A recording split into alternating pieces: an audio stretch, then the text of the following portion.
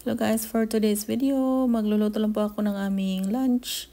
So, ang una kong ginawa ay hiniwa-hiwa ko na muna itong mga kamatis na alam niyo naman galing na dyan sa aking garden. Hindi ko na lang pinakita yung pitas ko dyan dahil nga matagalan na tayo.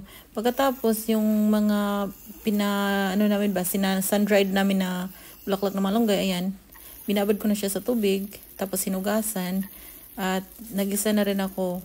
Tapos, itong talong na aking hiniwa-hiwa ay inuna ko na dyan to. Nag-add rin ako ng mantika dahil nga mabilis talaga matuyo yung mantika. Ina-absorb siya ng talong. Pagkatapos, ang anak ko gusto rin niyang maging nosy, maging marites sa aking ginuluto. Gusto niyang sumama, pinaano ko na siya dahil maganda din naman yung expose ang bata sa kitchen para paglaki niya, at least, sana nga, marunong din siya magluto para sa sarili niya. Tapos, ang sinahog ko lang, kung naalala nyo, yung binili kong sardinas doon sa Island Pacific, yan lang din ang aking sahog. Sardinas lang. Lagyan ko lang siya ng tubig at patis.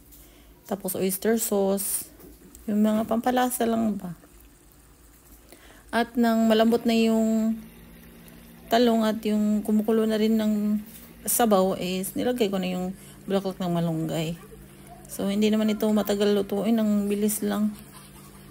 At ilang minuto lang pagkakulo ulit niyan luto na yung bulaklak ng malunggay at pwede nang iserve. So, ayan na nga. Ang sarap ng aming ulam. Pagkatapos, around 6 p.m., hindi na siya masyadong mainit. Dahil nga pag noon time nasa more than 100 degrees talaga ang temperature. Dahil nga sobrang init ito. Tapos, pagdating namin sa park, wala pang masyadong bata dyan sa playground. Pero doon sa banda na may tubig, yung mga bata, doon naliligo yung iba. Itong anak ko naman, sinabi ko na kung gusto ba niya maligo doon, dahil doon na yung mga batang iba, ayaw doon niyang sa tubig, ayan, nakaupo lang siya dyan, naghihintay siya ng mga ibang bata na darating. Yung mga ka-age na ba? Kasi yung mga naliligo doon medyo maliit sila. Tapos wala pa ring batang dumating. Ayan, naglakad-lakad muna kami dito sa may bridge. Sinamahan ko siya dahil ayokong baka nga mahulog siya. Tapos malalim din yung tubig sa ilalim ng tulay.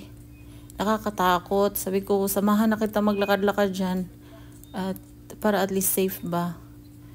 So maganda talaga na medyo nakalabas din kami ng bahay. At fresh yung hangin na aming nalalanghap.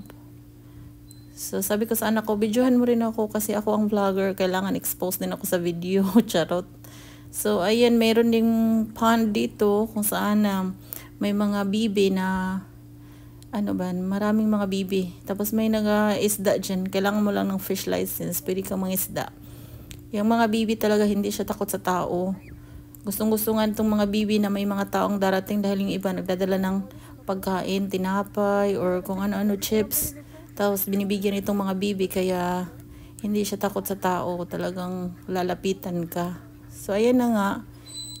Pagkatapos bumalik kami dyan sa play area. At nagaswing-swing na itong anak ko. At wala pang masyado talagang bata. So parang na siya, na bored na. Pero after few minutes may dumating na. So around 9 p.m. umuwi na rin kami dahil madilim na doon sa park. Dahil ayoko na rin magluto ng aming hapunan. Hapunan ba yung dinner? Dinner. Ayan, bumili na lang ako ng Taco Bell. So, itong cravings box sa aking Junakis. Dahil gutom daw siya. Ubusin daw niya yan. So, ayan na sa kanya. Ang sa akin naman ay yung loaded nachos. At 2 tacos. So, ayan lang po ang aming dinner. Busog na rin naman ako dahil malaki ang serving ng nachos. Tingnan nyo. Diba? Nakakabusog tapos may 2 tacos pa akong in-order. Hindi ko nga naubos. So, itong 2 tacos, hindi ko siya nakain. Thank you guys for watching.